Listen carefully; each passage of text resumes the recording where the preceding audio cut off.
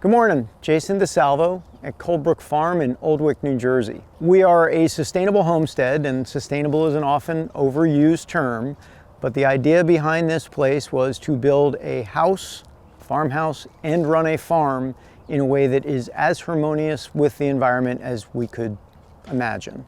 So our house was built to be a net positive house instead of net zero, meaning we generate more power from the 72 solar panels that we have than we use, and we both drive electric cars, so we don't leave a carbon footprint from our driving, and the house actually generates more power than that. The only thing we have on the property that uses fossil fuels is our tractor. They don't yet make decent electric tractors that they bring into the United States. There are a couple of good ones in Europe. So permaculture is what we do in this area right around the house. We'll get to the farm field later, the agricultural field where we grow grains.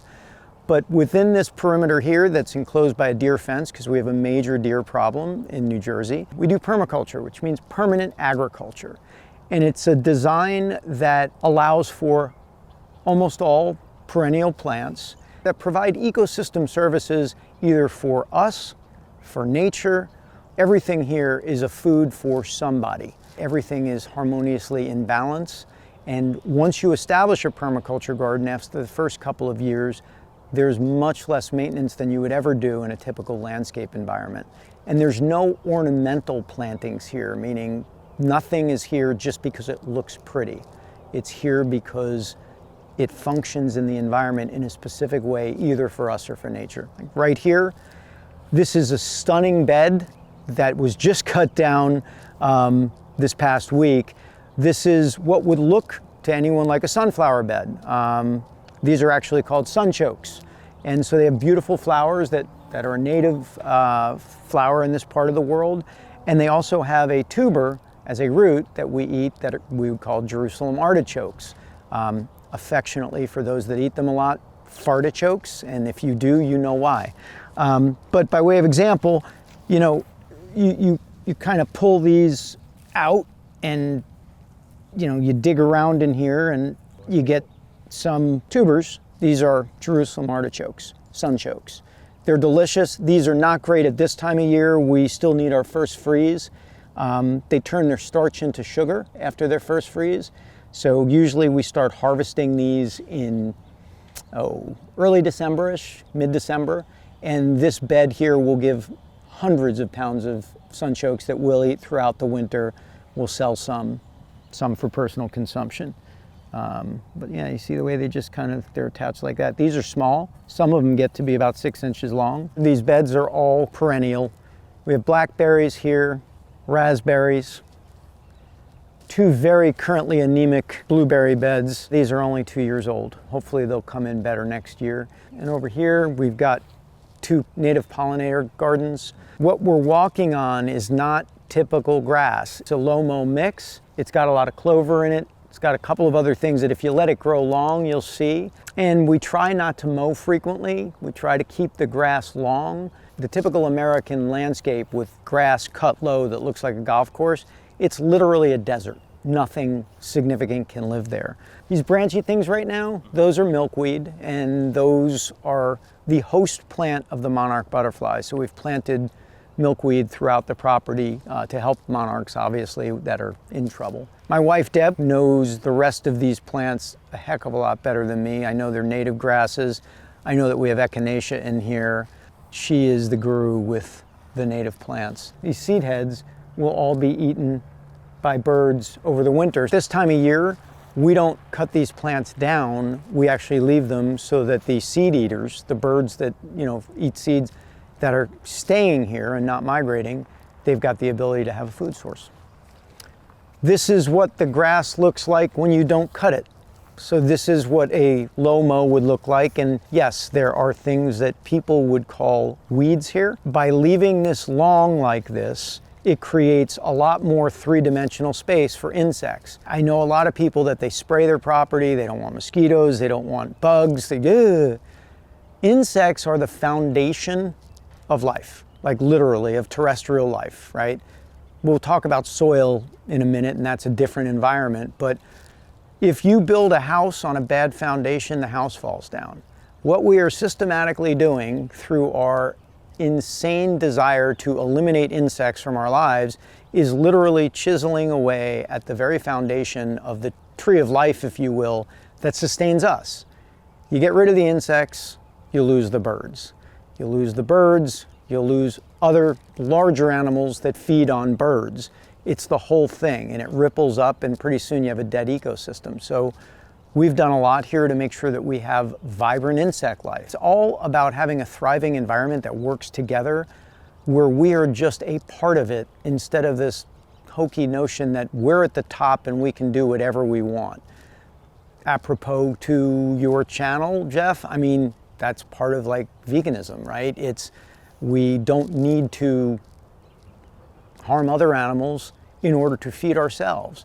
And in this case, we even go further, and we all should as people, by planting native plants and treating our own homes as an environment for nature, not just for us. We shouldn't walk out and look, I'm sorry if I'm being a little preachy, but walking out and looking and saying, I love the way that looks, if every other living creature on your property can't survive there. It's the same kind of mindset that I think people bring to the table with, I'll eat whatever I want. So it's something that Deb and I have done here we're really proud of, and we've never sprayed for mosquitoes, and yet we don't get bitten by mosquitoes on our property, but other neighbors that have more conventional landscaping do.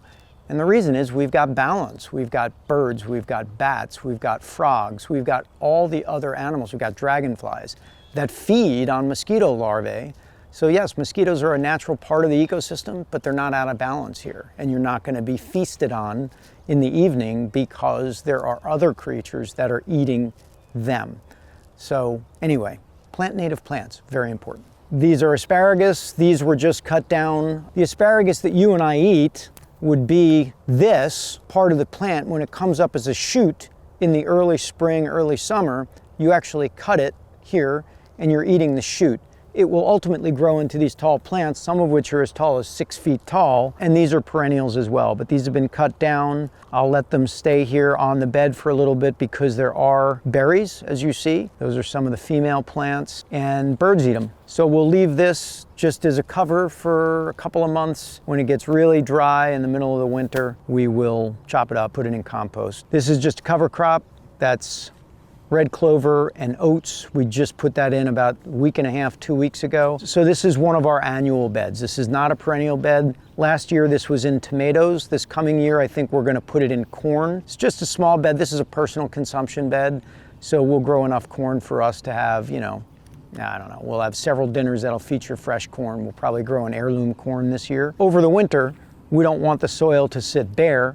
We want it to be covered. So we plant clover, which is going to put nitrogen back in the soil, oats, which are going to penetrate the soil, break the soil up, and then this will all be turned into the soil in the spring before we put the corn in there and plant it next year. Does that help with not needing animal inputs? Yeah, it becomes its own fertilizer, if you will, the cover crops. So, rather than buying either conventional fertilizer, because we're both regenerative and organic, and cover cropping is a big important thing with regenerative agriculture, right? So with regenerative agriculture, you're trying to consistently make the living soil better. Cover crops are one way to do that. The idea is to always have roots in the soil so that the microbiome in the soil is always interacting with the terrestrial life in balance, as opposed to just leaving soil that is bare, that can both erode in winter storms and really doesn't provide fertile ground for what's underneath it in the microbiome in the soil. Just like we have gut microbiome, soil has its own microbiome. And interestingly, many of the bacteria in the soil are the very same bacteria that are in our gut. These raised beds are all right now in cover crop. They're in that same cover crop. They're in various stages of growth because we took the crops off of them. This year we grew squash, we grew cucumbers. We did do a small thing of corn here. We did carrots, beans, kale, lettuce, peppers, lots of peppers. Shishito peppers, red peppers, well, bell peppers that turn red. Do you know that green peppers turn into red peppers if you leave them on the vine long enough? So yeah, these were established first. You can see the oats coming up and the and the red clover in there. And this will prevent erosion, put nutrients back in the soil, and keep the soil doing something over the winter. These will frost kill. When we have a good hard frost, this will die back, and then it will lay on the surface until the spring when we till it in. A little bit of an herb spiral behind you that we need to put some more stuff in. It's the end of the season, but we've got some oregano, lavender, thyme, savory. The sage is looking absolutely anemic over there. Some mint, and then typically over here we would grow basil, and we'll put something else. Like last year we had shiso here, but we've harvested the shiso. So I'm not sure what we're doing in here next year. And over there you got some garlic. We're just establishing this bed. This will be garlic. We'll be planting 440 cloves, which will turn into 440 heads. So this soil had compost added to it. Just a couple of days ago, we turned it over. We'll plant garlic later today. Garlic is obviously an annual. And then after we pull the garlic in July, this will become a winter squash bed. Probably honey nut, maybe a few pumpkins. These are artichokes. Artichokes are a perennial in theory. This is the first year. We started these indoor last winter and planted them out here in the spring. We have no idea how well they'll overwinter. We are told that they will. I am not sure. So this very well may be pulled up next year, and this may be something else depending on how well or not well these do. With permaculture, you do things like this part of the house faces due south. That's a fig tree, right? Because fig trees love warmth, and you have these two stone walls there that hold on to the sun's warmth during the winter. So you put things like rosemary, which are down behind the fig tree. Fig tree was just pruned yesterday, getting it ready to be wrapped for the winter. But you put things that need warmth in that environment because that stone and the south-facing aspect ratio will keep this warmer than any other place in our garden. So that's why there's a fig tree there. If the fig does well, we will plant another fig tree. And what about over here? You have a lot of wild stuff going on over here. Yeah, well, let's take a walk, Jeff, and let's start with walking or just showing from back over there. Mm-hmm. This is a large crescent shape, and this would be a great spot to cut in what it looks like from the top. Yeah. But this is a 320-foot crescent that is planted all in native wildflowers. But what it is, it's a bioswale and a detention basin. All right, so if we walk down this way, this crescent is about, from where I'm standing, it's probably about 6 feet deep at this point, and then there are two spots at the end that are more like 8 feet, 9 feet deep from the height of the house. And what this allows us to do is deal with all of our storm drainage by putting it in here rather than putting it in a dry well. So we still get wonderful groundwater recharge, but we do it in a way that enables us to create another natural habitat, right? So up top, we've got native wildflowers that are all kind of dying at this time of year, but all of those seed heads will end up being food for birds throughout the winter. And down below, in the ditch, if you will, that's the detention basin, that gets wet after a heavy rain. And the water sits in there, and it allows us to plant things like swamp milkweed and other native species plants that would not otherwise live in this environment because it's not wet enough. So it's just a way of designing the landscape to work again in harmony with nature as opposed to against it. When you just put a dry well, below ground and dump all your runoff into it, it is recharging the aquifer, which is important, but it's not providing any other environmental services. Here, we're providing habitat for amphibians, we're providing habitat for insects, we're providing habitat for birds. This thing is loaded with voles too. So it's a whole ecosystem that wouldn't exist if we didn't design it this specific way. So what happens is all the stormwater comes off of the roof of the house.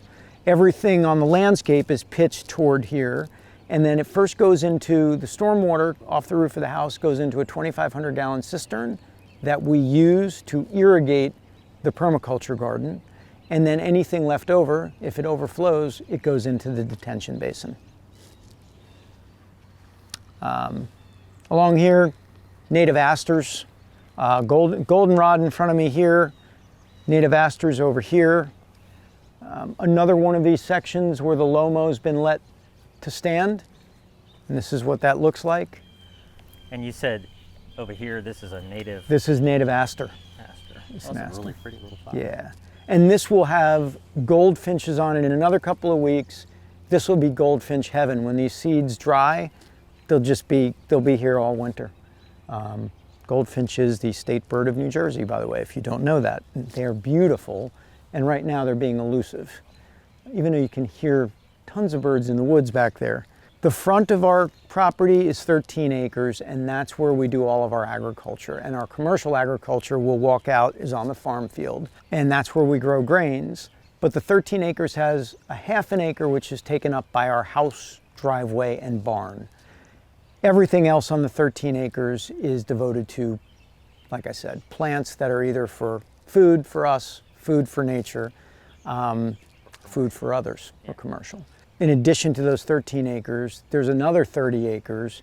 There's a 5-acre wetland up there that's preserved, and there's 25-acre woodland behind us that's preserved. And so that is all left wild. There's a beautiful brook called the Cold Brook, thus the name of our farm, Coldbrook Farm, that runs right through the center of the property. It's funny, when we looked at buying this property, our real estate agent actually didn't show it to us because there were so many easements on it, and you could only develop a very small portion of it. And we're like, have we met? That's perfect. Very often people don't want to buy wetlands, they don't want to buy forest land because, what do you use that for? And the way Deb and I think is, we shouldn't be using everything we touch. We should fit into it. So we love walking back in the woods, and we leave it wild. When a tree falls, most of the time we'll leave it to decompose. If a tree dies and it's standing, unless it's threatening anyone, leave it. It's habitat. Okay, yeah, it looks like there's a dead tree, but it's great for woodpeckers and, all kinds of wildlife will use that tree. And we do cut a few of them. Once they've fallen, we'll cut it for firewood too, for some heating in the winter. This is an echinacea bed that we planted from seed, which is not easy to get established. This is the echinacea seed head, and now that the flowers have died, you can see these are the seeds. This is bird food right here, right? And you see the way this has been picked clean by a bird? Again, goldfinches really love this too. By the end of the season, all of these, this whole row, will be completely picked clean because they know that these are here and this is a food source for them throughout the winter. Conventional gardening would say, oh, these are dead, let's cut them down and get them out of here because they're ugly.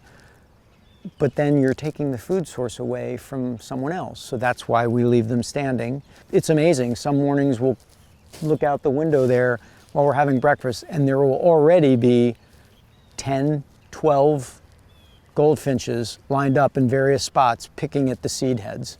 So again, that's part of permaculture, right? Thinking about the natural ecosystem as a system that you're a part of, where you're a steward, not just of what you want, but of what's good for nature. And by the way, these are beautiful. You could see over here, there's one that's holding on for dear life, but that's what an echinacea flower looks like, still holding on. And so imagine this whole bed with those beautiful pink flowers, but they also create food for birds, and they're both.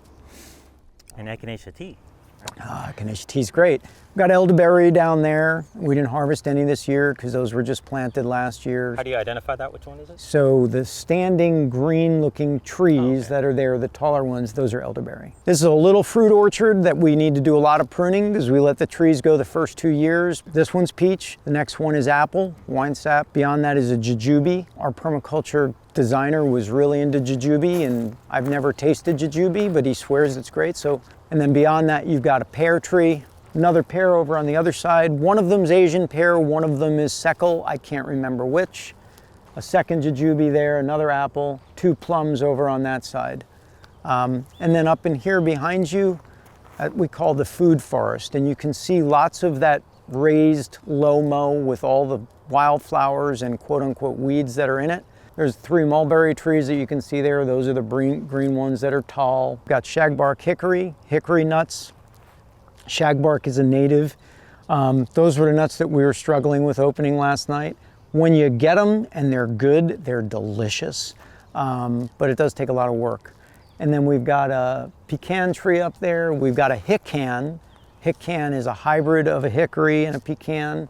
We've got 2 Chinese chestnut trees, 3 Japanese raisin trees, a couple of black locusts, which are for pollinators. They make a beautiful locust flower in the early spring that smell amazing, and the bees love them. So this is all basically nut trees that, they won't be into production for like 5 years. But the understory that we've done is a combination of native wildflowers and just, letting this lomo grow up high. And at night, the cricket sounds are fantastic. And there's just, if this were all grass, there would be a small fraction of biomass as compared to what we have now. Like even over here, this is dead now, but the ground cover here is native raspberry. It's a low-lying raspberry. This will come back in the spring and we'll have raspberries that we can eat off of there. And pathetic me is going to cheat because I can never remember stuff like this. These are persimmons. So there's 3 persimmon here. So these are mostly golden currants. Then we go to champagne currants. There are currants on both sides of the walkway. This is all strawberry, native strawberry. So the idea is as you walk down here, you can stop and pick yourself some strawberries and some currants. We get hundreds of pounds of fruit because we've got strawberries planted in multiple spots as a ground cover. On the other side, we've got gooseberries, and right next to the gooseberries is a whole nother patch of native strawberries. What about this? That's rhubarb. It's in the process of dying off for the winter, but that's rhubarb. And again, you see this theme where rhubarb is a beautiful plant when it's, in full splendor in this like late spring, early summer, but it's a food too. So everything we grow can be eaten by someone, hopefully a lot of it us. That's a Cornelian cherry right in the middle of that bed, hasn't produced fruit yet. Because remember, this whole installation was only done 2 years ago. Deborah and I did it all basically ourselves because it was right at the tail end of COVID. And the landscaping team that was supposed to help us was short on staff. And they were like, sorry, we can't. So Deb and I had 2.5 acres and thousands of plants and 4 hands. And we did get it done. So this is mountain mint. It's a great native for this part of the state. And bees absolutely love this. If the day were warmer today, you would see honeybees here in mass. If you keep going on top, something I always love on this rock, that's a present from a fox. I don't know why the foxes like to do that, but they like to put their mark there. And the neighborhood cat, which we really wish was not here. Orion is a sweetie, but probably kills way more birds than need be. Hello, Orion. So we decided to grow grain here because this was actually the breadbasket of the original 13 colonies. And it was the breadbasket of the 13 colonies, not for a reason that most people think. We live in an area called the Highlands, and there are tons of streams and waterways here. Like I said, there's a beautiful brook that runs through our property. Well, back in the 1700s, early 1800s, you needed a way to power a mill if you wanted to make flour, right? So waterways allowed you to do that, brooks, streams, rivers. And then once you had your flour or your grain, you could then transport it to cities downstream. So the waterways, which were both the power and the transportation system in the late 1700s, early 1800s, enabled people to grow grain here and then transport it, both mill it and transport it. So when we took over the property from the people that owned it previously when we bought it, this had been a GMO cornfield for decades. They grew corn, soybean, and sometimes hay. Monsanto's, grain, and we wanted to convert it to regenerative organic agriculture. So let's go look at that. And what's going on over here? What's this grate? This grate? Well, Orion has no trouble getting over it, but deer can't figure this out. So this is not a cattle grate because we don't have cattle. Well, we do have cattle on this block, not raised by us, but by others. Obviously, as vegans, we're not growing cattle, or raising cattle. But deer can't figure this out. So you double up a cattle grate and you have the deer fence on either side. That's why we can grow all that great stuff in there. I mean, the persimmon, the nut trees, even the raspberry bushes. I mean, the deer just go crazy and they would eat all of that stuff. So we put a fence around the homestead and put this cattle grate in because we don't want to have I don't want to have a gate. This is a farm, so we can drive over it, but the deer don't figure it out. This is our barn. The only piece of our agricultural equipment that we can't fit in here that is in a neighbor's down the block that is a big barn, we have a combine to take the grain off of the field. When we designed the barn, we set the door height 6 inches lower than the combine we ended up buying. So anyway, because we had to buy a used combine. A new combine for a 10-acre grain plot would be way more money than you'd ever want to spend. So we were kind of like, this is a great combine, it's in good shape, it's in the budget. We bought it and it was 6 inches taller than the barn. When you're, I guess, harvesting the grain, Yep. how high is it off the ground? It depends on the wheat. The modern wheats are taller than some of the older wheats, but it's usually, it'll get up to about chest high on me, something like that. And the combine goes under it, cuts the seed heads off, and takes the grain out and separates it, literally separating the wheat from the chaff, right? Some people claim that our food kills animals. It seems like if it's that high off the ground, it's just going right over them. I mean, when we harvest, I'm sure there are some casualties, insects especially, right? Because I'll see that's a big gravity wagon up there that the combine actually dumps the grain into. We have a second one that's not on site. In a good harvest, we'll fill 2 of them. This past season, sadly, we filled only 1. We grew oats this past year. There will be some insects in there. I'll see an occasional praying mantis. I'll see some crickets. I'll see some ladybugs. I'll see an occasional butterfly. But as you sit in the combine and you drive it through the grain, you can see it goes slow enough that animals get out of the way. I mean, I will see voles just going, I'm out of here. And then on the field afterward, when I walk the field, I never see dead rodents or something. I mean, I don't ever see dead birds. So it's primarily insect life that gets harmed, and it's sad.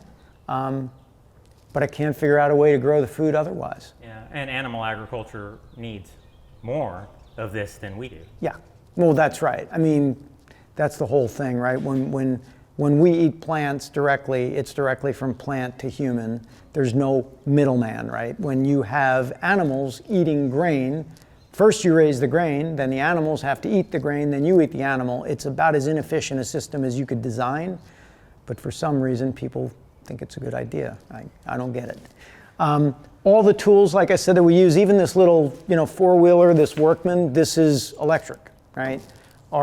These are our little mowers for around, our string trimmers. Shameless plug for Ego, I do like their products, but they're all electric. So they have these interchangeable batteries of different sizes, and all these obviously get charged on our farm by the solar power. So that tractor, we go through about 30 gallons of diesel a year, and the combine we probably go through about another 20, maybe, I don't know, maybe all total we're less than 100 gallons of fuel on the farm a year, which we like. All right, coming over this way, that's our firewood for the year. The logs down there, those are native eastern red cedar. I'll be using them to put up a couple of posts in the permaculture thing. Those will surround the asparagus beds to keep them from falling over. I'll run a wire around them, and so that's a project for next week. These are all ash predominantly because of the ash blight. The emerald ash borer is killing all the ash trees.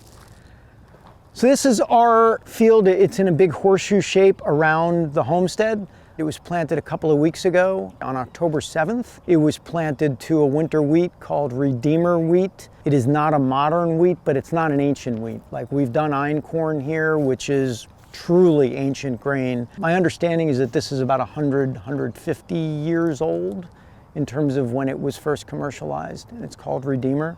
And we should take that off the field in July next year.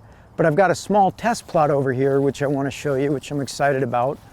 Bob Quinn, who's an amazing regenerative organic grain grower from Montana, he brought back the grain that's called Kamut. And this 4 rows here, that's a test plot of winter Kamut. We'll use the same seed to plant over on this side, which is in that same cover crop that you saw inside the permaculture enclosure. That's oats and red clover, and that's waiting to keep that soil doing something until next spring, when we will plant Kamut there to get a gauge in terms of whether or not Kamut does better in this part of the country, or does well at all in this part of the country, planted in the spring or planted in the fall. So that's one of the things we're doing here. And so far, it looks pretty good, right? Yeah, I mean, if you look, my daughter and I worked this plot by hand, and we planted it one day after we planted the Redeemer. The Redeemer was seeded with a seed drill. But yeah, the Kamut's coming up pretty well. Bob said he's more worried about the humid summers, and I forget the disease that can cause. You know, we'll see what we get out of it. This farm's been in agriculture since at least the 1700s, maybe back as far as the 1600s. Before that, the native peoples in this area, the Lenape, they lived here, and we see evidence of their campsites along, especially along the Cold Brook. People, not Deb and I, we haven't been fortunate enough to find them yet, but routinely you'll see arrowheads and mortar and pestle tools that are here. And Orion is eating our cover crop, which is really annoying. Orion, go away. Go, go, go. Again, this is all one crop right now. It's Redeemer wheat. After the Redeemer wheat comes off next year, we'll put buckwheat in as a cover crop and also as a weed suppressant. And that will just frost kill in the end of the year, stay on until the following spring, when we may actually do a commercial crop of buckwheat. We haven't decided yet. Per acre, what do you think you're able to produce here? This will be our 4th season farming regenerative organic. Our yields should start going back up. When you convert a farm from conventional agriculture to organic agriculture, there is an initial drop in yield. By year 5, they're very similar. You know, you get a little bit less yield out of organic, but again, the price you charge is higher, so economically, you're generally better off. There is a lot more labor to be done on an organic farm. I'm hoping that we get 60 bushels an acre, something like that. Converting that into pounds is not something I can do in my head very quickly, because there's a different number of pounds per bushel based on each different grain. That, only having done this for 4 years, I got to sit down and look at what those numbers are. In a conventional system, you might get 80, you know, and we've had our last year, our wheat was like 25 bushels per acre. So it was a really bad yield last year. That was principally due to the drought. We had one of the worst droughts that this area has had in at least 20, 25 years. So the wheat that we got was fantastic in flavor, really high protein level, but there just wasn't a lot of it. The wheat berries were really small and concentrated. I think we pulled, I want to say 14,000 pounds of grain off of the 14,000 pounds off of the field, something like that. So 1,000 pounds per acre, not over that. Yeah, and remember, well. And that was on a bad year. It was on a bad year. Actually, it was closer to 2,000 because 3 of the acres we didn't get a good seed set because it was too wet. So it was more like 2,000 pounds an acre last year. And that's significantly less than we should be able to get. We should be able to get double that. Look, I love cows. I just don't like to eat them. I like to look at them. I like to love them, not eat them. Yeah, and there is, you know, in a regenerative system, there's a great place for ruminants. I mean, their manure is great stuff. The thing is at the end of them doing that, you don't need to kill them. You know, just let them stay on the field and do their thing and live a peaceful existence and live in harmony with them. I cannot believe how pesky Orion is being today. She's a showboat. She is. She's like, hey, baby. Actually, she's really hungry because that's the neighbor's cat across the street who never feeds it. Not the current neighbor. Our current neighbor inherited the cat.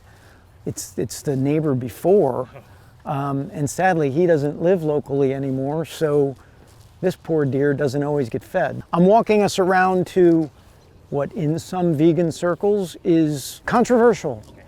Bees, honeybees. Oh, okay. So Well, you're not the first veganic farm that has honeybees. No, and it was a very conscious decision. And, you know, I think we don't do all of the work with the bees because there's too many things to do and we're learning.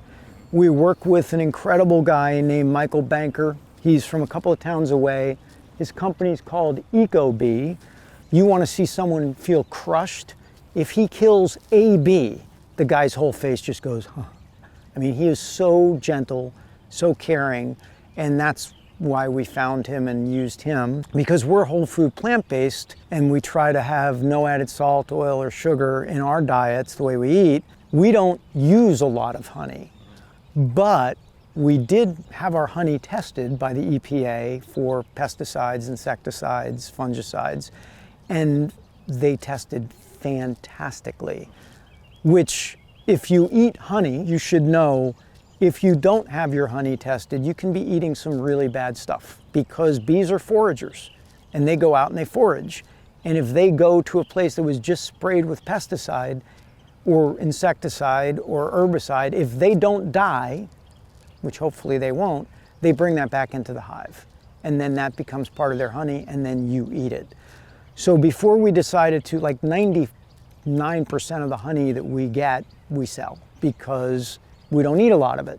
But before we felt it was ethical to sell it to anybody, we got it tested. And it's very expensive to test it. It's like $450 just to test. Ours tested incredibly clean. They test for like 186 different compounds.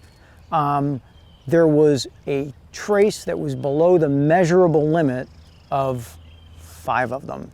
And you know, the measurable limit on these is really low. So according to the person I spoke with that did the testing, he said, for honey in, you know, the Northeast United States or almost anywhere, that's incredible. Because you can call your honey organic if you're an organic farm, but the bees don't care. If the farm next door that's, you know, a quarter mile away isn't organic, they're going and pollinating over there too. So when we first started planning this project, we weren't yet fully vegan, so we hadn't really thought about bees, and it was, yes, we were going to eat a lot more honey than we currently do. We used to eat honey fairly regularly. We try now to limit the amount of pure sugar, and honey is pure sugar. We have a wonderful, thriving native bee population in New Jersey in places that are dealt with environmentally sensibly, right? Again, we don't use any herbicides, pesticides, or fungicides.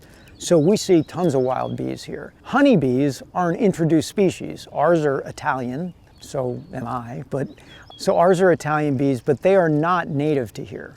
And they actually compete with native pollinators.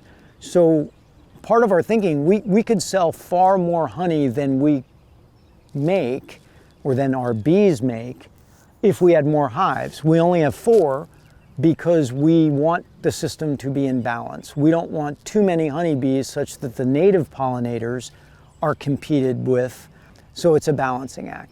This all right here, this beautiful wildflower garden that if you were here in July or June, you'd be blown away. This is our septic field. Another example of the design of the property. Typically a septic field is planted with grass. You can't plant anything on it that grows deep roots, but shout out, we work with the folks at Toadshade Wildflower Farm, and Randy Eckel is the owner of that, and it's a local farm to here, about 20 minutes away. Randy Eckel is also the head of the New Jersey Native Plant Society. She designed all of the wildflower mixes specifically for us for where they're going to be used. So the wildflower mix that's on the septic field are wildflowers that do well with very shallow roots so that they won't go down and harm the septic. But this gives the area surrounding the beehives an incredible little wildflower garden that's right here. You can see the bees flying over there. And there's the birds behind them eating things, and there's some creeping thistle that I'm going to come and grab while I'm here. This is the bane of my existence. This stuff is creeping thistle, and it is an invasive species. It has a beautiful flower that smells fantastic. I love the way it smells and pollinators love it. If you don't pull it, it will take over everything. I mean, so our farm field, our agricultural field where I showed you with the wheat in it, last year I went through and pulled thistle from that field 4 times so that it didn't overspread the field, which is really annoying and backbreaking. Are you able to harvest the honey without hurting the bees? Yes, I've watched Michael do it. Michael Banker, again from EcoBee. He does it with a leaf blower, blowing the bees out of the super, which is the top part that's thin. That's called the super. That section of the hive, you can close off from the rest of the hive. In the main boxes of the hive, that's where the honey is for the bees for the winter. So you don't want to take that honey. You want to take the honey from the supers, which is kind of the extra. In order to get the bees out of there, he uses a leaf blower on a very gentle setting until they've all kind of been blown out. It's really remarkable. The bees are unscathed and they go back into the regular hive. The honey's removed. Nobody's worse for it. So that is one of the reasons that we decided to work with Michael, because of his approach, which is so gentle. He cares about the bees like they're his family, and we love that about him. So yeah, in theory, no bees are harmed, or if there are, it's extremely few. The queen bee, do you have to do anything to make sure that she doesn't leave the hive, like pull her wings or anything? No, not at all. As a matter of fact, we have had 3 swarms where the queen bee has left the hive, and then another bee. And so what happens is that's how they go out into the wild and repopulate, is by the queen decides to leave, and then one of the other bees changes sex actually and becomes the new queen, and the hive that stays behind is kind of beholden to the new queen. The queen that leaves, these posts, these cedar posts, I woke up one morning and I was having breakfast and one of them looked like it sprouted a big beard. Like it was just covered with tens of thousands of bees. One of the hives had decided to swarm and they went onto one of the posts. We originally started with just 3 hives. And so I called Michael Banker and he came down and he put a temporary hive on the ground below the post. And all the bees, you know, over the course of several hours went into it. And then we started a 4th hive that way, right? 2 other times we've had swarms because we don't want to overpopulate this area with honeybees in terms of our own hives on the property. When they swarmed, we just let them go. So that's the way the colonies reproduce, is the queen leaves. So these bees could leave anytime if they want. They're not captive in any way. We don't do anything to their wings or do anything, you know, I didn't even know you could do that when you mentioned that. But no, the queen's there because she feels like staying. So if she wants to go, enjoy. Again, this is just a grass patch that we just let go, you know, instead of mowing everything. And this is the rest of the grain field. This is the same wheat. It's the Redeemer wheat. We'll fertilize it with leaf compost or something like that this winter. We'll throw some on once it freezes. What other forms of compost do you use? Well, we used to use chicken manure because there were chicken farms. There are a lot of chicken farms, organic chicken farms near here. And they're free-range chickens, and they are, you know, we know the people that run them, and they're extremely careful with their animals, but it is still, you know, those chickens ultimately ain't gonna live. We're trying not to use that anymore. I don't know how well the field will do with it because the traditional thing is to use some kind of manure. You said you burn wood or something? Ash? Oh, no, ash, that's for our own personal compost. Oh, okay. The compost that we make, like when we have an EPA-rated fireplace that generates heat for us in the winter, the ash that comes from that will mix in with our compost. So you are using animal inputs currently? We have not we did not use any this year, and we're trying not to this year, and we're gonna see how that works. We can do 0 animal inputs in everything other than the grain field, and the grain field we're just not sure about yet. It's a lot of acreage, right? And when you start getting into compost for, you know, 10, 20, 30 acres, you need a lot of it. And it's just not as dense in terms of the stuff that needs to go on it. So we'll see. I think this year I've got a lead on a really good source of essentially decomposed leaves and things like that, and we'll see how it works. Last thing here is just a windbreak that goes up along this fence because the prevailing winds in the winter, which are brutal, come down off the hills that come right in here from the northwest. We've got some native dogwoods in here. We also have some hybrid hazelnuts. We'll see whether or not we can actually grow hazelnuts.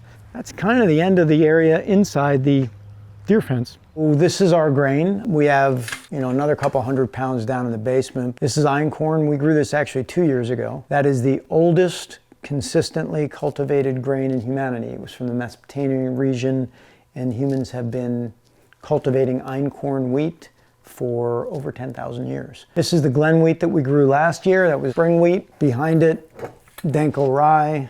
That was on the field at the same time as the einkorn 2 years ago. This was our crop this year, Gale oats. It's a hulless oats. This is some Colebrook Farm flour, some good old whole grain flour. We don't keep flour for longer than a week to a week and a half because flour is a highly perishable way to store grain. First of all, we only eat whole grain, right? So we're not gonna buy white flour or cake flour or all-purpose flour. We eat 100% whole grain because that's where all the nutritious stuff is in the bran and the exterior of the kernel of the wheat, not just the kernel, inside. You can leave wheat berries or oat groats, as they're called. You can leave them in this form for years, as long as they're stored in a cool, dry place. And then when you grind them, the flour is still fresh. Once you grind them, you're going to lose 20-25% of the nutrients in the first 48 hours after you grind. Chickpeas, these are dried chickpeas. They'll last very long in that form. Once you rehydrate them, they have a very short shelf life. This is kamut. This is from Bob Quinn. That's the stuff that I used to do the test plot. And we also had a little bit for breakfast this morning. This is black barley. There's a whole grain that's, it's actually harvested. It looks exactly like this when it's harvested. This is from another small New Jersey farm, a grower that grows it. I don't remember the name of the farm. Let's see, what's this? Kodo millet. There's an amazing farm locally that grows rice in New Jersey. I want to say it's Blue Moon Acres, and they're just southwest of here. And their rice has the lowest arsenic levels that I've seen measured, which is fantastic because, as you know, rice unfortunately very often has a high arsenic load. Thank God for nuts.com. They're a New Jersey company from Newark. They have wonderful products. Nut butters, the standard kind of stuff that you'll see in a vegan household, beans, whatever, spices.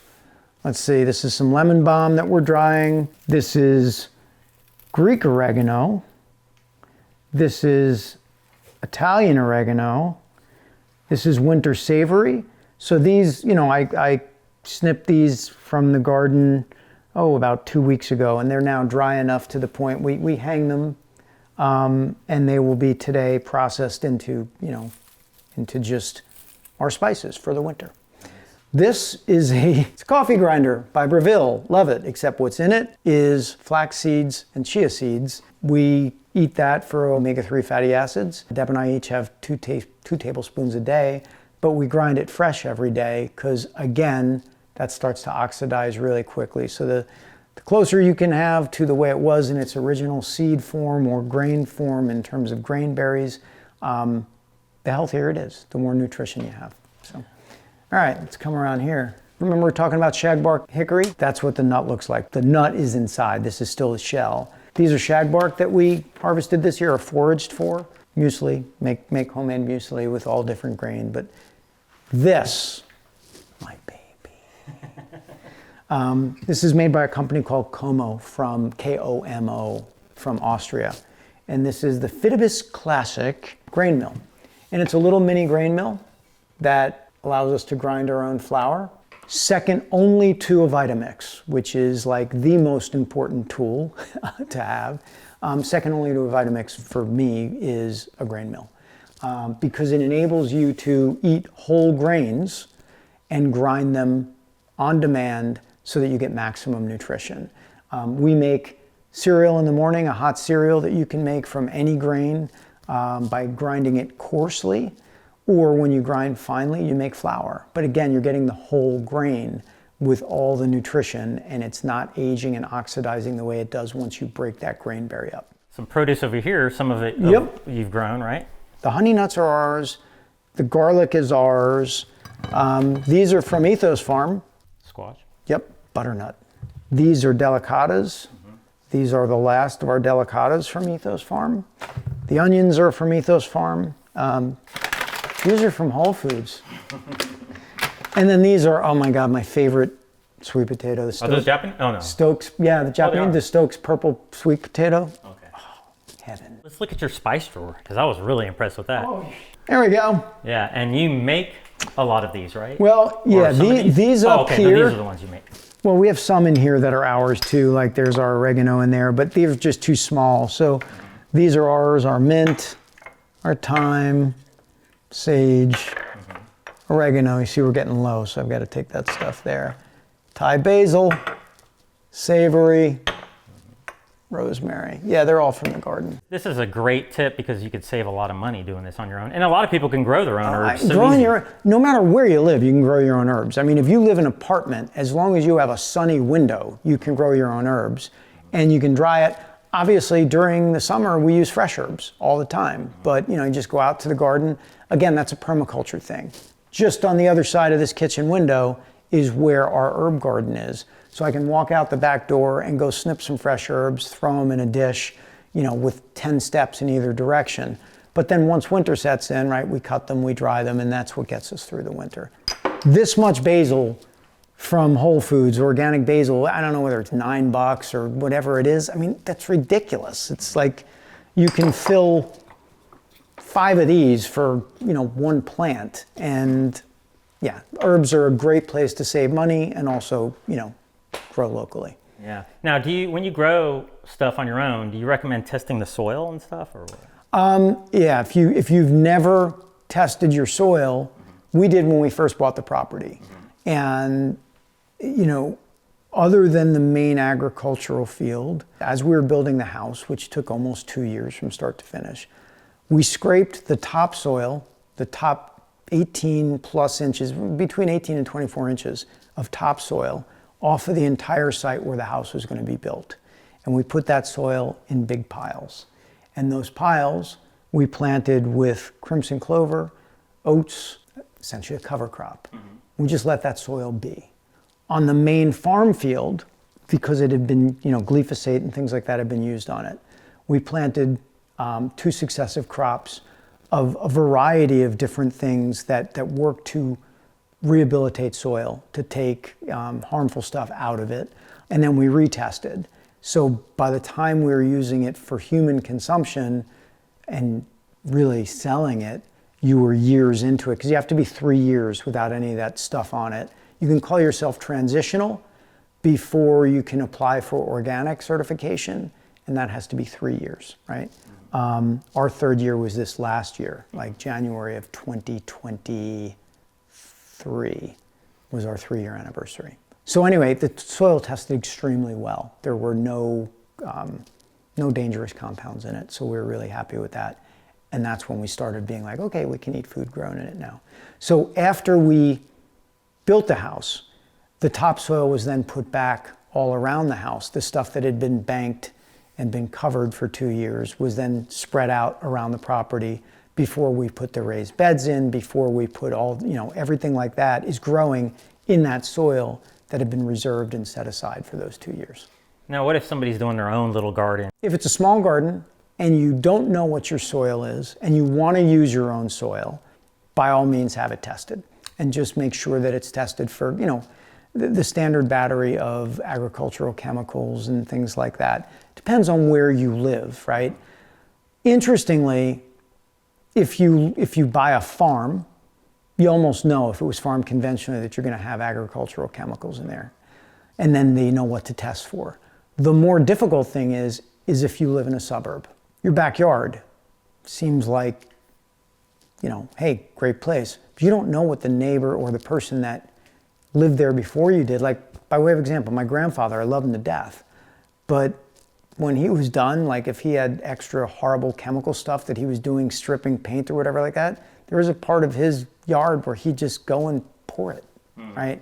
I don't know what that stuff was, but it can't be healthy, and I certainly wouldn't want to be the next person that buys the house and grow a tomato patch there the next year. Yeah. So test it.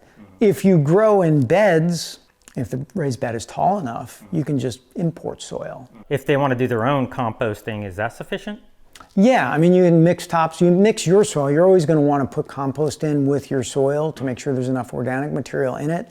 Depends on what your soil's like. It's so varied. There are places that, you know, if the land's been treated well for a long time, you may not need to add much of anything to your soil, but you need to know what you start with. You need to know what the pH is. You need to know what the, you know, organic material matter, you know, percentages.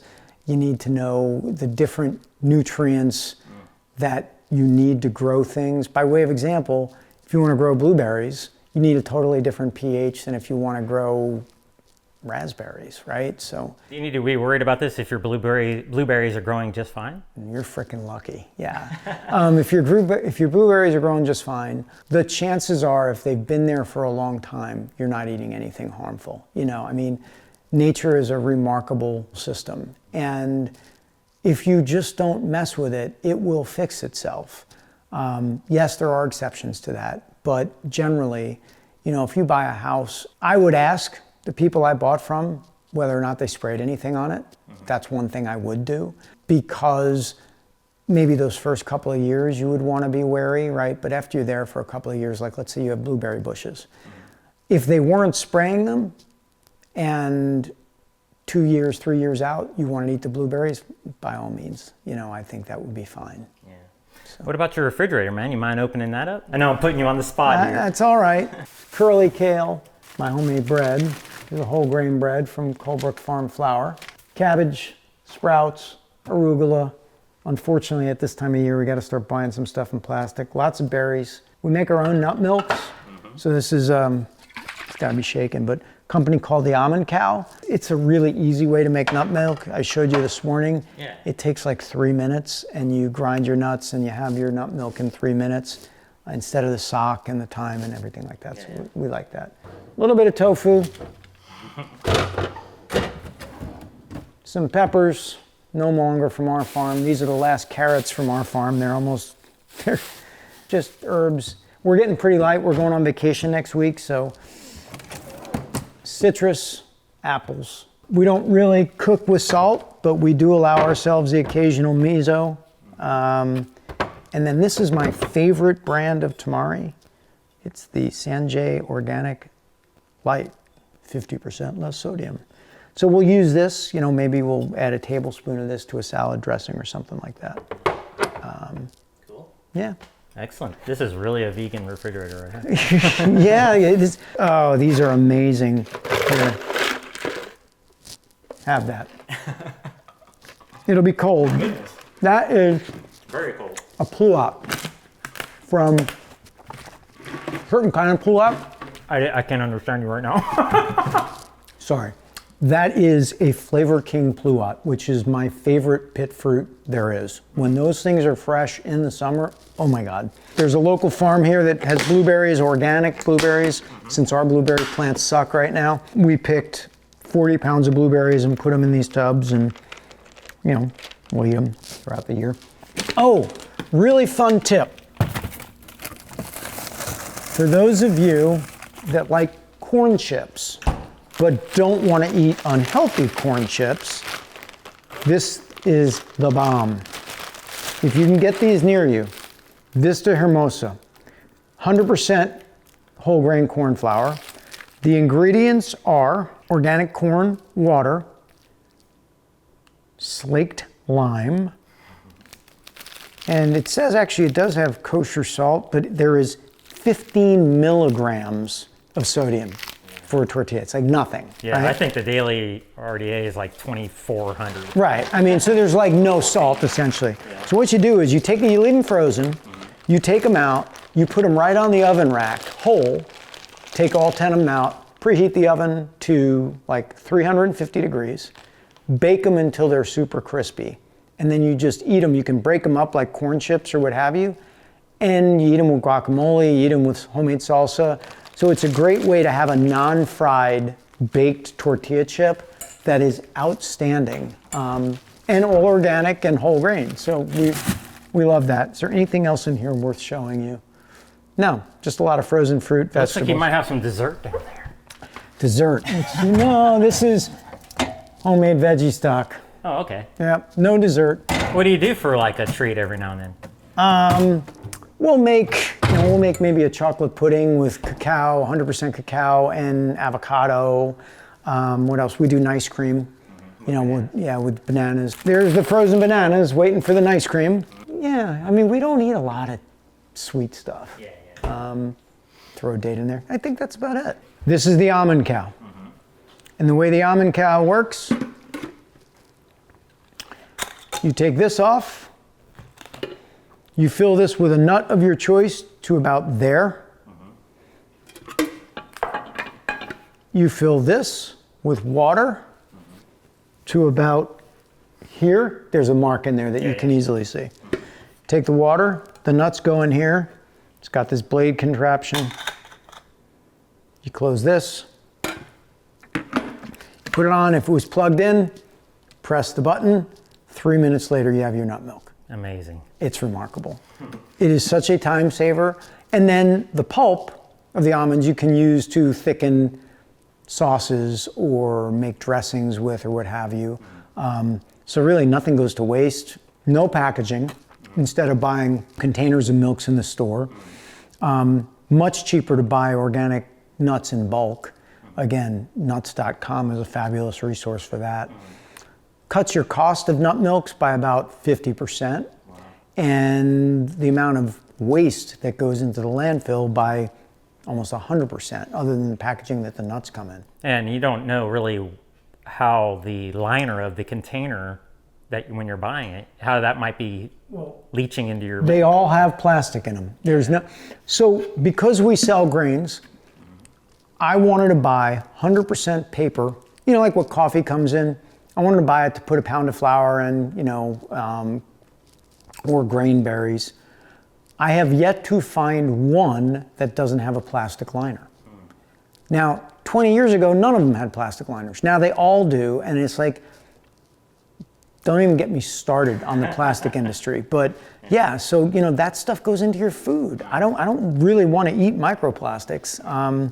So yeah, Now another thing is you can be real creative with that. I imagine maybe you could mix up different nuts in there, or maybe you could make a blended nut milk with different nuts. You can make oat milk with it.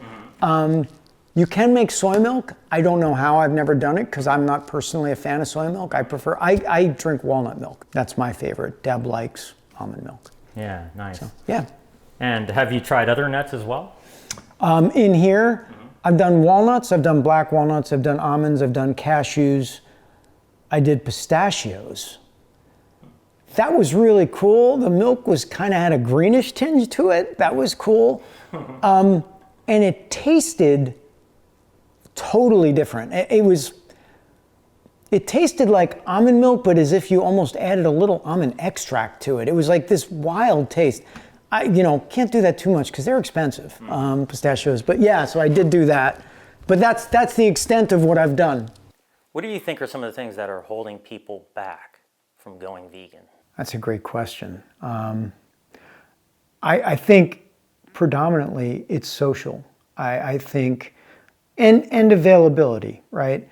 Had we been raised in a culture where our parents were feeding us food that was vegan, that would be what we knew. Instead, I went to an elementary school where I learned the 4 basic food groups, of which vegetables were a small component. We're socialized beings, and we have been socialized to eat a standard American diet. And were that to change, were we to be raised from a young age to be vegan, it would just be normal. And so as we get older, we become set in our ways. And socially, it's very difficult to make the change initially. That was for my wife and I when we converted from eating a predominantly Mediterranean diet to vegan, or actually whole food, plant-based, no SOS, that was the far and away hardest part of it. It wasn't the eating, it wasn't the cooking. We happen to be blessed to live in an area where we can get the fresh produce and fruits and vegetables and everything that we need. It was just really tough socially. You know, our friends couldn't understand it. Our friends were like, you know, why are you doing this? You know, what's wrong? So I think socially is the biggest thing. And then having access to really good, high quality food. A lot of people in this country live in a food desert, and that's a huge problem. We live in the age of Amazon, right? Which means really there are no food deserts anymore. You can pretty much order healthy food from anywhere in the country and have it delivered. Now, there's a carbon footprint associated with that, but interestingly, you know, people have to keep in perspective the single biggest environmental thing you can do as a human being for this planet with regards to global warming or climate change is to be vegan. It's number one. It's more important than driving electric cars. It's more important than the solar panels on this house. I mean, Deborah and I spent a ton of money building a net positive house, only to find out while we were in the process of building it and thinking about going vegan that we could do more for the environment by just not eating animal products, which is scientifically shown. This is not, you know, a pipe dream. The amount of global warming gases and things that you put into the atmosphere as an American consumer from all the products and everything you buy pale in comparison to what you do every day if you're a meat eater. It's just that simple. I think you'd be better off saying to people, well, if you do live in a food desert, work with Amazon to get you food that is healthy and nutritious, that's vegan. Now, back in World War I and World War II, we didn't have Amazon. Well, Victory Gardens. I'm glad you mentioned that and prompted me to say that, because the other thing you can do is grow your own food, right? It's really easy to grow a lot of vegetables. Fruits are a little bit more complicated, but even then, you know, berries and things like that. Deb and I had no experience with farming per se more than 4 years ago. Now, Deb was an avid gardener, so we did grow some fruits, some berries, some vegetables. But we had this tiny little plot. And even in this tiny little plot in our suburb home in Montclair, during the summer, we were able to grow all of our own tomatoes, all of our own cucumbers, all of our own zucchini, to the point that my kids were like, if we have zucchini pasta another night, I'm gonna go crazy, right? So, you know, no matter how small a piece of land you live on, and even if you live in an apartment, that's clearly something that everyone can do more of. You know, 150 years ago, all your food was local.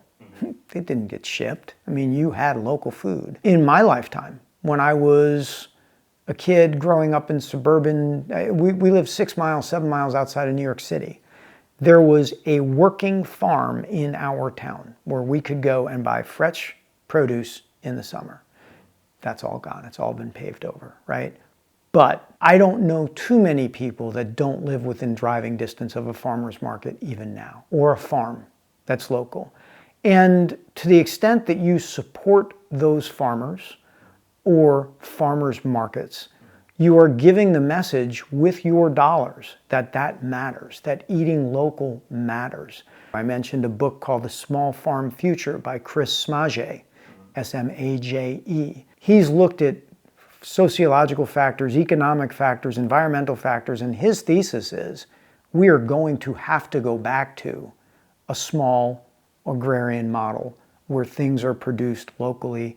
Just what we do now is entirely unsustainable. So be the change, you know, be part of it. Deb and I eat, in the summer, I would say we are 95% locavores. I mean, between stuff that we grow, the local farms that are within 10 minutes of here, 95% of what we're eating is coming from that. In the winter, it's probably more like 25%, sadly, because, you know, we're just learning this whole process and trying to figure out what can we freeze, what can we dry, what can we can. I would imagine we'll bump up that winter number substantially over the next couple of years now that we're not building the homestead, taking on agricultural stuff that we've never done before, and we're through the learning and hard knocks of that. We can devote some of our time to thinking about how do we decrease our footprint even more? I mean, I would like to be 95% locavore all the time, but that requires some pre-planning and some stuff like that we haven't figured out yet. But as you showed us earlier, when we were looking at your grains, a lot of this could last Indefinitely, years. yeah. I mean, dried beans, dried grains, if you grow your own beans, and we're going to try to grow our own beans next year, black beans or garbanzo beans or what have you. First of all, they're an inexpensive, wonderful source of fiber, protein, vitamins. That stuff lasts for almost ever. I don't think dried beans go bad. I honestly don't. Maybe 20 years from now, but you're going to eat them before then. That's another way to make sure that you have good food in the winter. An overnight soak in advance, even if they're super old, in my experience, will rehydrate them enough that, do you want to eat that stuff all the time? No. If they're like 5 years old, okay, but you will be able to eat them and they won't be hard. I mean, there are some beans that are dried such that if you don't soak them, you're going to have to cook them forever, 2-3 hours. The germ and the inside of the grainberry, okay, is, the endosperm. It has all the nutrition, right? It's just like a seed, right, that's in there. That's the kernel that becomes the sprout, that becomes the new plant. So, it's got a hard exterior, which is meant to protect it. That's the bran, right? Once you grind that or crush it or cut it, steel cut less than ground, right? But once you flake it, grind it, disturb it, you're oxidizing what's in there, and the nutrition that's in there decreases over time. And then the oils that are in there are exposed to air and they can get rancid. But when it's in that whole berry state, that can stay like that for decades and still be fine for human consumption. It can even still be fertile in many cases. There are examples of people sowing seeds that were hundreds of years old that grow beautifully and germinate beautifully. I've heard there are examples of people sowing seeds that they found in the sarcophaguses of Egyptian pharaohs and they germinated. I can't personally corroborate that, obviously, but they're remarkable. Seeds can live dormant for hundreds of years. And in that, you can also eat them for many years. I don't know that I have the guts to age my grain for 30 years and then grind it up and make flour and make a bread with it. But again, let's say you live in a food desert. I would argue a better investment for you is to buy whole grain berries, okay? Keep them in jars, grind on demand, and buy a grain mill. You can get really good grain mills now for $300. It's an indispensable tool. And then the money that you're going to save from not buying and wasting whole grain flour that goes rancid and you throw out a couple of bags a year, you're going to pay for that grain mill in a year, maybe 2. And you're going to be eating much more nutritious food. And then if you're willing to do the work, you don't have to buy the national brands, or you don't have to go to, a big online store that sells grain berries. You can probably find, depending on where you live in the country, you may even be able to find a local farmer to support, or a co-op, grain co-op, like the people here that merchandise our grains, because our grain production is too small to make it commercially sensible for me and Deb to market it ourselves. So we work with some wonderful guys at River Valley Community Grains, right? So look that up. River Valley Community Grains. They do ship. Wonderful guys. They provide grain from various small farms within about 50 miles of where I am here in Oldwick, New Jersey. And the grains are truly exceptional. The farmers that farm this stuff are completely committed. They only work with regenerative organic or people that are in transition to that. So they really spend time making sure the farming is done well for the land and for your personal health. You could have grain berries as a cereal in the morning, and you could buy 50 pounds of that stuff and have enough grain berries for 2 years. The only thing that may be truly problematic in a food desert would be more your fresh greens would probably be the thing. That's a very significant, important category for a whole food plant-based diet, are the greens. But even still, there may be ways to do some of that inside. Well, yeah, you can do some small stuff in your house, depending on how your house is set up. Human beings are amazing, at meeting demand, right? I promise you, if there were enough demand for fresh local greens, okay, in a community of decent size, some enterprising human will put up a greenhouse or convert a warehouse to a hydroponic greens growing farm. Not as crazy about hydroponics, by the way, as growing food in soil from a nutritional value, but it's still going to be better than, a commercially grown head of iceberg lettuce that came in from another country. It starts with us. Start demanding it. Go to your grocery store in your food desert and say, I want organic and I want local. And for the first 20 times you say it, they may say, there's that organic local nut again. Talk to your friends about it. Change happens from us. Change doesn't happen from Washington. It doesn't happen from even your local or state government. If you want to be healthier, if you want to eat healthier, if you want to eat vegan, be the change that you want to be. You can make it happen. You have to be creative initially, and it's work initially, but the payoff is huge. We are seeing progress in this direction, though. I've talked to some people who said, 20 years ago or whatever, they had to drive 40 miles to get stuff. Now they only have to go 5. Right. That's right. When Deb and I went organic. Well, Deb grew up organic.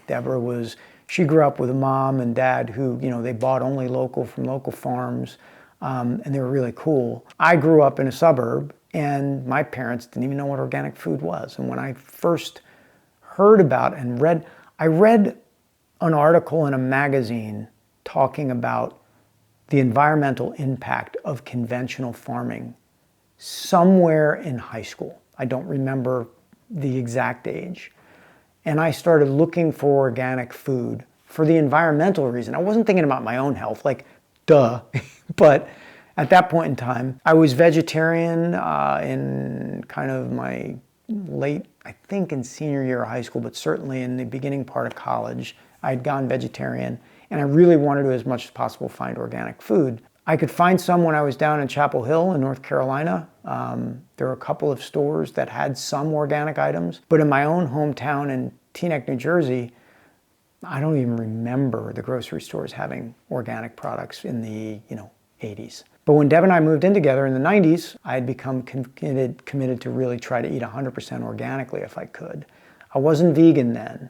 But I didn't eat a lot of meat or cheese. I just didn't like the stuff. And we had to drive, we had to go to multiple places. This small market for this, that market for that. Finally, when we moved to Montclair, I want to say this was maybe the mid-90s, a place called Freshfields opened. And Freshfields ended up getting bought out by Whole Foods, which ultimately got bought by Amazon. But all of a sudden, we had this one local market. And, they decided on Montclair because there was enough demand. There were enough people like me and Deb who were tired of having to travel all over God's green earth to find enough organic stuff to feed ourselves. Now there's multiple farmers markets in Montclair. There's a Whole Foods right in Montclair. There's a Whole Foods 5 minutes from Montclair that's even bigger. So it really is changing, you're right. And it's become to the point that... Even Walmart. Even Walmart has organics, right? Wegmans, organic. There's a lot more options. Deb and I have been able to, other than out at a restaurant, I can't honestly remember the last time we brought something not organic into this house. So it's definitely doable. And the prices have come down too. Like the price differential used to be like double. Now it's maybe a 30% premium, and it keeps dropping. Well, that same company I mentioned, Komo, K-O-M-O, they make a grain flock, they call it a flocker. You can roll your own oats at home too. If you like rolled oats, that's something you can do. So what's next for Coldbrook Farm? Where do you see things going in the next 2 years or 5 years? We bought this property almost exactly 4 years ago. It took us 18 months to build the house. We moved in 2 years ago. Okay, we started planting our first plantings here in the spring of 2022. We've established a grain field that is organic and regenerative. We've become part of a grain community here, of a grain shed. And then we've done an entire permaculture installation for our own food. The next step is to start to commercialize some of the other things other than grain. Vegetables, fruits, nuts.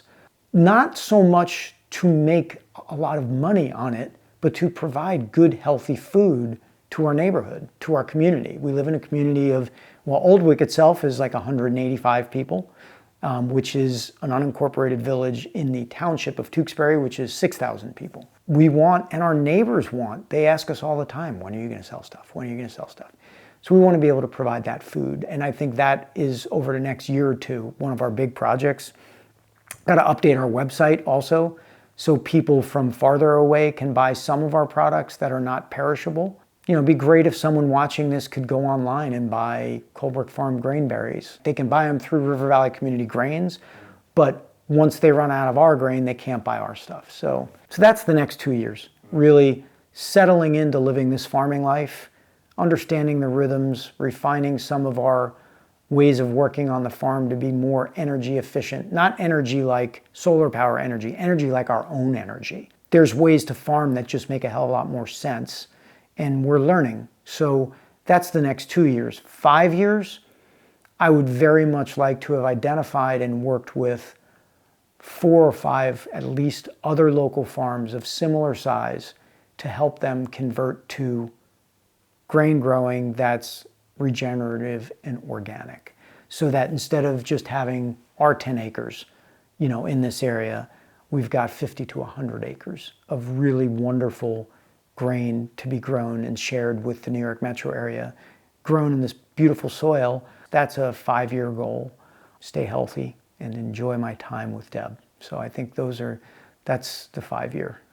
But the grain shed expansion and you know, being a catalyst for that now that we've done it successfully for several years. You're clearly passionate about the environment. Other than eating vegan, what are 2 or 3 things that are important and simple for others to implement at home or anywhere for that matter, that are better for the environment? Sure. I'm passionate about the environment, and my plea to everyone watching this is that you should be too. And the reason is we are not separate and apart from nature. We are part of nature. So we're not separate and apart.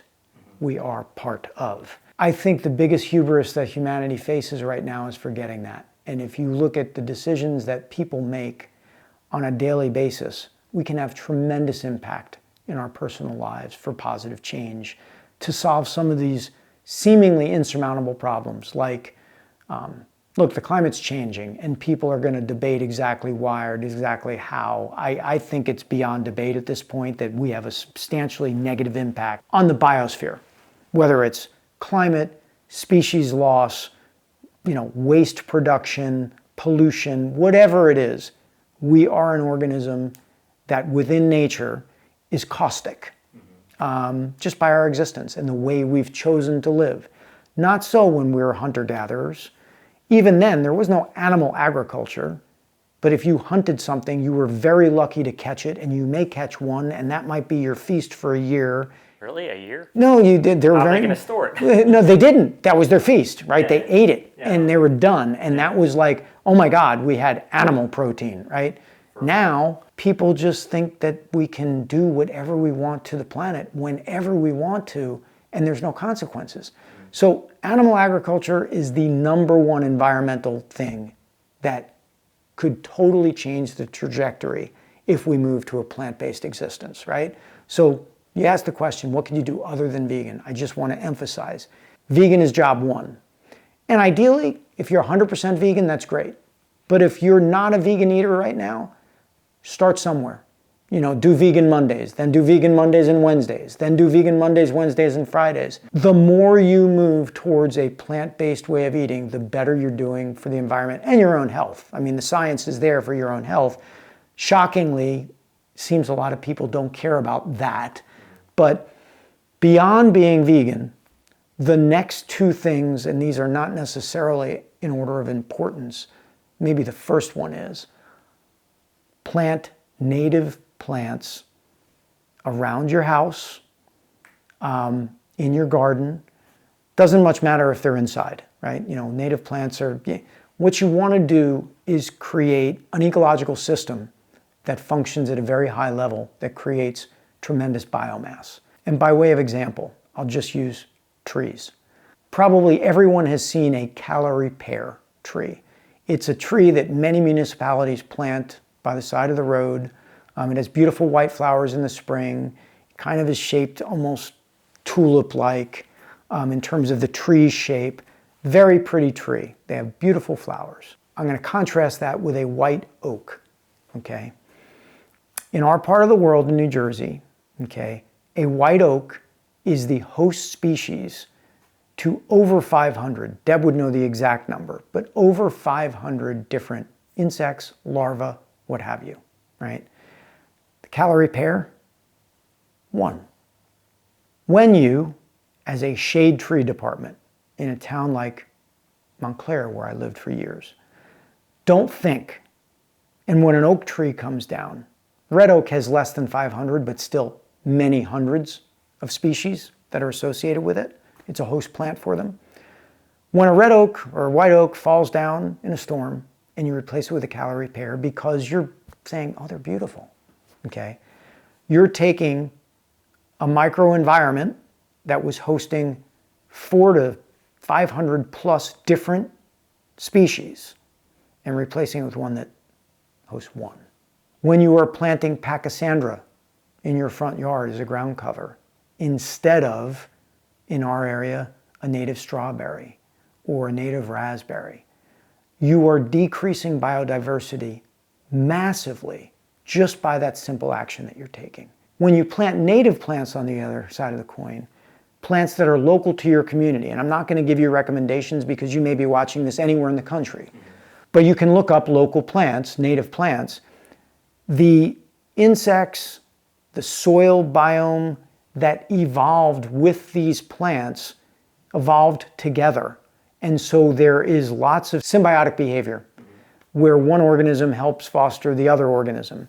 And so you get this explosive effect, like multiplication of biomass on your property. There's a guy who's a professor in Delaware, at University of Delaware, called Doug Tallamy. And he's written a series of books that deals with this. With the fragmentation of wild spaces that we've done as humans, our ability to save the environment or help improve the environment is going to be contingent on individuals planting their properties in a way that mimic what used to be. And that means having native plants, right? So if on a block right now, in our old block in Montclair, there were about 40 houses, okay? We were the only house, us and actually to a lesser extent our neighbor, we were the only house that had all native plants, okay? We had insects, birds, foxes, you name it. We had a thriving ecosystem. The rest of the neighbors largely had grass, maybe some shrubs, mostly non-native or what have you. And the funny thing is we'd sit out on our porch at night and we'd see a ton of insects. We're not getting bitten by mosquitoes. And they could not understand how. And it's because our system was imbalanced. We had far more birds, far more wildlife in this little plot of land that when we bought the property was completely devoid of any of that. Hundreds upon hundreds of butterflies at any given time in the summer. You can look everywhere, they're everywhere. So that change, planting native plants and thinking about your home as a place for wildlife, that is the most important environmental change you can make after being vegan. Far more than recycling. I love it when I hear someone, yeah, I recycle and I drive an electric car. On a scale of 1 to 100, you're like a 2. You should do that, but it's like a 2. Be vegan, you're already at like a 75, Plant native plants in your yard, you're like an 85, right? The next thing is be a conscious consumer and don't over-consume. I will give you one example close to home. When we bought a farm, everyone said, you're going to have to get a pickup truck. We assumed we did. I put a deposit on a Ford Lightning, right? The electric pickup truck that was coming. So I'm like, going to get my pickup truck, but it's going to be electric. Now, nothing to take away from pickup trucks. If you need a pickup truck, drive a pickup truck, by all means. But do you really need a pickup truck? First of all, they use twice as much raw material as a car, okay, to make. Twice as much sheet metal, twice as much plastic. They're that much bigger. They weigh twice as much, so they wear out the roads faster. They use twice as much fuel. Let's just call them 2X. They're a 2X vehicle. And if you need it for your work, God bless you, use it. That's what it's there for. But in my part of the world, I see an awful lot of people driving around in pickup trucks with nothing in the bed, They don't hold jobs that require pickup trucks. It's just their car of choice. Now, yeah, we live in America and we're free people, so we have the right to do that. But I don't think we consciously realize what the consequence of that is, okay? So our pickup truck finally was available. But we had lived here for 2 years before they built it because we pre-ordered it, right? We've needed a pickup truck twice in the 3 years that we've been on the property. You could rent one for $19. Bingo. That's exactly what we decided we were going to do. Yeah. So when my pickup truck became available, I said to the dealer, sell it to someone else. Actually, I took delivery of it and sold it back to them for honestly more money because they were rare, but we didn't need it. Don't be that consumer. Consume the least that you need to do the things that you do. You know, now I showed you a couple of consumer products and you would think, well, you're a consumer, right? But they're products with a reason. The almond cow means I don't have all the packaging for nut milks. I make my own. And plus it came with eco-friendly packaging. Exactly. They do. I mean, it's beautifully packaged, but you know, so there's that, right? There's a grain mill, except that grain mill enables me to provide healthy, wholesome food. That grain mill will last 50 years, and I'm never going to have to waste flour, and I don't need all the packaging from the flour. So think about every purchase of substance that you make in that way as a conscious consumer. Do I need it? Make things last longer. Don't buy a car every 3 years. Keep a car 10. Yeah, and when you go to the grocery store, bring your own bags. And, That's right. And buy stuff that's not packaged if you can. And if you've got an option, if you see two products, hypothetical question, 2 products. One comes in glass, one comes in plastic. The one in glass is 30 cents more. Do you spend that money? I do. Now, I'm fortunate enough, I can, and I understand there are those of you that may be watching that can't, and then you do what you can afford. But if you can and don't, and say, well, I'm not going to spend the extra 30 cents, well, then you're sending a message. You should never be complaining about plastics in the environment because you just made a conscious decision to not care. Or in your body. Right. So, you know, we very much try to limit plastics, try to limit the packaging, you know, be a conscious consumer. So those would be the top 2. Plant native plants, be a conscious consumer, consume less, let your jeans get a little bit more worn. Then give them to Goodwill, don't throw them in the garbage. Think about your actions and how they affect this biosphere that we live in. I'll leave you with one last analogy on that. When I was a little boy, we had a fish tank, okay? I had a goldfish. His name was Glooby. Very cute. And I would watch the fish tank get dirtier and dirtier, and I had to clean it. And then I would fill it with fresh water. And I remember saying to my mother as a little boy, as I would watch the trucks go by spewing their exhaust, Mommy, who's going to clean our fish tank? Right? There's no one to clean our fish tank. We put all of our waste into our waterways, the air, the soil. Where do we think that's going? We live on a very finite sphere. If you take a melon and wrap it with tinfoil, that tinfoil represents the atmosphere as a relationship in thickness to that melon that is the earth. You pollute it, you kill it, you're done. Think about that. Be a human being that is part of the ecosphere, not apart from it. I would say if we each think that way, become vegan as job 1, the betterment of this planet over time will be remarkable because the earth will heal itself if we just stop beating it up every single day.